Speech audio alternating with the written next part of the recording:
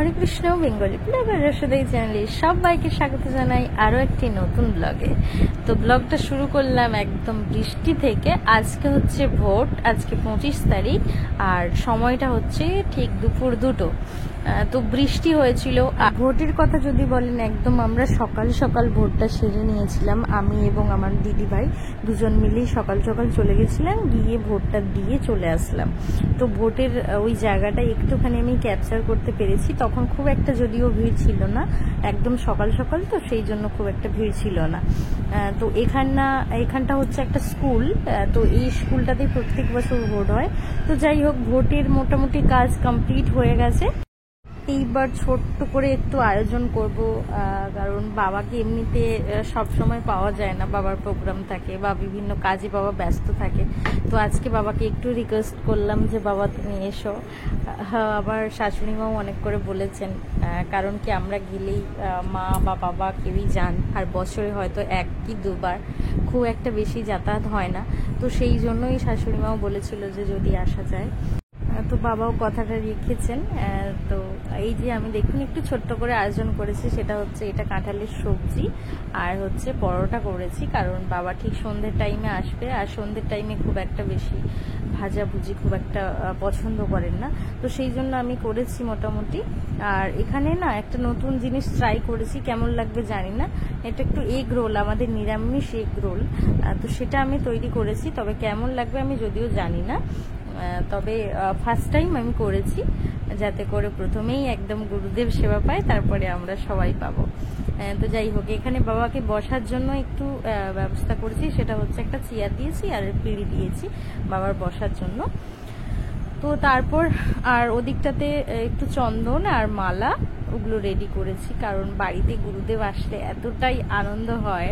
বাবা তো বটেই, এটা তো অস্বীকার করার কোনো জায়গাই নেই। তার উপর যদি আবার বাবা দীক্ষাগুরু হন, তাহলে কতটাই না ভালো লাগে, তাই না? আর বাবা প্রোগ্রাম ব্যতীত কোনো জায়গাতেই বাবা খুব একটা বেশি টাইম ধরে স্টে করেন না। যদি প্রোগ্রাম থাকে তো সেটা তো থাকতেই হচ্ছে, আর তা না হলে প্রোগ্রাম না হলেও সেটা মেয়ের বাড়ি হোক বা পিসিমণির বাড়ি হোক, যেখানেই হোক, বাবা খুব বেশিক্ষণ স্টে করেন না। ওই কম টাইমে যতটা যা কিছু করা যায় মোটামুটি, তো সেটাই করতে হবে। বাবা যেহেতু আসছেন, বাবা, মা, গৌরাঙ্গ প্রভু আর আমি সুখদেবকে ডেকেছি, কারণ আমার 2 মেয়ে আশ্রমে সুখদেবের সাথে সবসময় থাকে। তো সেই জন্য এই কয়েকদিন যে চলে এসেছে, সুখদেবের কথা ওদের খুব মনে পড়ছে। তো সেই জন্য বললাম যে মাকে যে সুখদেবকে নিয়ে আসবে। তো সুখদেবও চলে আসবে। তো আসলে আমরা সবাই রেডি হয়ে যাব, তারপর বাবার সাথে চলে যাব আশ্রমে, কারণ সেই যখন গাড়ি এসেছে আবার চলে যাব, না হলে পরের দিন সকালে আবার যেতে হবে, সেই 10টা বেজে যাবে, রোদ্রুপটা প্রচুর বেরিয়ে যায়। তো সেই জন্য ভাবলাম যে বাবা চলে আসছে যখন, বাবার সাথে একদম রেডি হয়ে চলে যাব।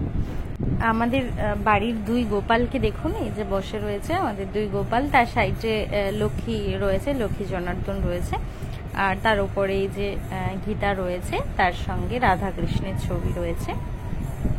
এটাই আমাদের মন্দির বলতে পারেন। আমাদের বাড়িতে এটাই পুজো হয়, গোপালের পুজো হয়। তো এখানে যে শাশুড়ি মা মালা নিয়ে এসছে, তো সেটা আমি সাজিয়ে রাখবো, আর চন্দন, তার সঙ্গে প্রদীপ আর ধূপ তো লাগছেই, তো সেইগুলো আমি রেডি করে রাখবো। তো তার সঙ্গে আমার 2 মেয়ের এত খুশি হচ্ছে দাদা দিদা আসবে বলে। কি করবে বুঝতে পারছে না, মানে যখন আসার টাইম তখন লুকিয়ে যাচ্ছে যে দাদা এসে আমাকে খুঁজবে, মানে। আর গোপালেরও তাই, খুব আনন্দ হচ্ছে। বাড়িতে ছোট যখন থাকে না, বাড়িতে যদি কোনো কুটুম আসে বা আত্মীয় আসে, তখন ভীষণ পরিমাণে আনন্দ হয়। তো আমরা ওই 3টে-4টে নাগাদ ওই রকম টাইম থেকে ব্যবস্থা করেছিলাম আর কি। তখন বৃষ্টিটা মোটামুটি থেমে গিয়েছিল, তারপর বেশ সুন্দর একটা ওয়েদার হয়, তো সেই জন্য বেশ ভালোই লাগে। তো তারপর আমি আর দিদিভাই দুজন মিলেই আয়োজনগুলো করে নিলাম চট করে। বিশেষ কিছু তো নয়, অল্প কিছু, তো সেই জন্য তাড়াতাড়ি করে নিলাম, যাতে করে বাবা মা আসলে আমরা একটু সময় দিতে পারি, একটু কথা বলতে পারি, কারণ বাবা তো একটু টাইমের জন্য আসছে। তো সেই জন্য আমরা আগের থেকেই কাজগুলো রেডি করে রেখে দিয়েছিলাম, রান্না বান্না সব কিছু রেডি করে রেখে দিয়েছিলাম। তারপর যেহেতু আমি আবারও চলে যাচ্ছি বাবার সাথে, তো চলুন আপনারা দেখতে থাকুন। আর বাবা তো এবার আসার সময় হয়ে গেল। আর আমার শ্বশুর বাড়িতে কি হয় যে গোপালের সেবার জন্য যাবতীয় যা জিনিস, সেটা হতে পারে তুলো, তেল, পোশাক, সব কিছুই কিন্তু এই আলমারির ভেতরে থাকে। এই যে ছোট্ট দেওয়াল আলমারি রয়েছে, এই দেওয়াল আলমারির ভেতরেই থাকে, ওখান থেকেই সব কিছু নেওয়া হয়। তো এইবার দেখুন বাবার আসার সময় হয়ে গেছে। তো ওই যে ওরা দেখুন দরজার কোণে লুকিয়ে গেছে, যাতে বাবা এসে ওদেরকে খোঁজে। আর বাবার গাড়ির সিঁড়িটা পেয়ে গেছে ওরা, তো সেই জন্য এতটা আনন্দ করে লুকিয়ে যাচ্ছে যে বাবা এসে ওদেরকে খুঁজবে। দেখুন কি অবস্থা।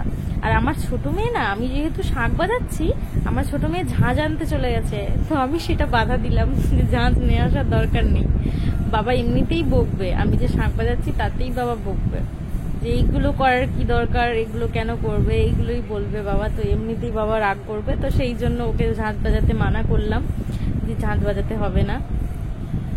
তো এই যে এখানে কাকিমা রয়েছে, আর হচ্ছে দিদি রয়েছে, দুই মেয়ে তো রয়েছে। আর আগে আগে গাড়িগুলোকে রাখতে হতো আমাদের প্রাইমারি যে স্কুল আছে সামনে, তো সেই স্কুলে রাখতে হতো। আর এখন আমাদের বাড়িতেই ঢুকে যাচ্ছে গাড়ি, কারণ পুরোটা প্লাস্টার করা হয়েছে, তো সেই জন্য মোটামুটি গাড়িটা ঢুকে যাচ্ছে, কোনো অসুবিধা নেই, একদম বাইরেই গাড়িটা চলে এসছে। তো বাবা তো চলেই এসছে, আর মা গাড়ি থেকে নামছে না। বাবা এসে বলছে দিদা তো আসেনি। তো এই যে দেখুন দাদাকে দেখে কি আনন্দ হচ্ছে ওদের। তো বাবা এসে বলছে যে দিদা তো আসেনি, তখন ওরা বলছে গাড়িতেই বসে রয়েছে দিদা। ওরা দেখেই নিয়েছে আগের থেকে যে দিদা এসছে। তো এই হচ্ছে ব্যাপার। তো বাবা চলে এসছে, এইবার আপনারা দর্শন করুন, আর কিছু বলছি না, পরপর যা হচ্ছে সবটা দর্শন করুন।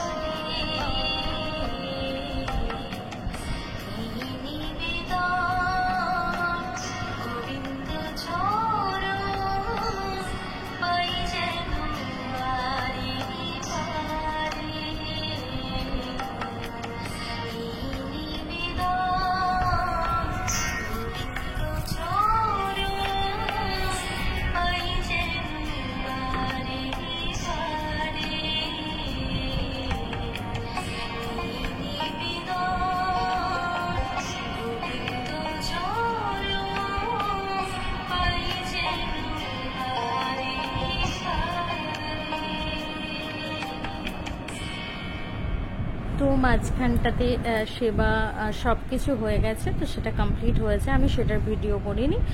তো তারপরে যেটা আপনাদের দেখাচ্ছি সেটা হচ্ছে আমাদের যাওয়ার সময়। আমরা প্রায় বাবা স্টে করেছে কত 2 ঘন্টা, তাও হবে না হয়তো। তো ওইটুকু টাইমের মধ্যে তারপরে আমরা কিন্তু রেডি হয়ে গেছি বাড়ি যাওয়ার জন্য, আশ্রমে যাওয়ার জন্য। তো মায়েরও খুব মন খারাপ হয়ে গেছে আর দিদিভাইয়েরও খুব মন খারাপ হয়ে গেছে, কারণ কয়েকদিন এসেছি, তো সেই জন্য বাচ্চাগুলো একসঙ্গে হয়েছে। আর যেই আমরা 2 দিন গিয়েছি, তো গোপালের পুরো টিউশন সব কিছুই বন্ধ করে দিয়েছে, শুধু দিদিরা গিয়েছে বলে। তো সেই জন্য আর কি অনেকটা টাইম একসঙ্গে ছিলাম, মন তো খারাপ হবেই আমাদের, যদিও না খারাপ হয় কারণ আমরা আশ্রমে অনেকের সঙ্গে থাকি। তো দিদি ভাই বলুন, মা বলুন, বাড়িতে তো একাই থাকে, তো কেউ গেলে তো অবশ্যই ভালো লাগে। সেই জায়গা থেকে বাড়িটা পুরো খালি হয়ে যাচ্ছে, মা তো বসে বসে কান্নাই করবে আমি জানি। তো ওটাই হয় প্রত্যেকবারেই, তাই হয়। 2 দিন গেলেও মা কান্নাকাটি করে, 4 দিন গেলেও মা কান্নাকাটি করে, তাই করে। আর মায়ের গরু আছে বলে ইচ্ছে করলেও যে চলে আসবে আশ্রমে কয়েকদিনের অনুষ্ঠানের জন্য, যে চলে আসবে সেটা হয় না। কি জার্সি গরু বলে, তো ওই গরুর অনেক নিয়ম থাকে, কতবার করে চান করাতে হয়, কতবার খাবার দিতে হয়। তো এটা ছেড়ে মা একেবারে যেতেই পারে না, তো সেই জন্য মন খারাপ করে। তো চলুন আর কি, আজকের ব্লগটা আমি কতটা দেখাতে পারলাম জানি না, অল্প কিছুটা ব্লগ আমি তুলেছি, তো সেটাই আমি আপনাদের সঙ্গে শেয়ার করলাম। আর আবারও নতুন ভিডিও আসবে, আর সেটা অবশ্যই আশ্রমের ভিডিও আসবে, কারণ আমরা আশ্রমের উদ্দেশ্যে রওনা দিচ্ছি, দেখতেই পাচ্ছেন কয়েক মিনিটের মধ্যে আমরা আশ্রম পৌঁছে যাব। তো আশ্রমের ব্লগের জন্য অপেক্ষা করুন। তো সবাই সাবধানে থাকুন, ভালো থাকুন, কারণ সামনেই খুব দুর্যোগ। তো শুনলাম সেটা নিউজে, কতটা হবে জানি না, তবুও সাবধানের কোনো মান নেই। তো চলুন সবাই সাবধানে থাকুন, ভালো থাকুন, অবশ্যই সুস্থ থাকুন। হরে কৃষ্ণ।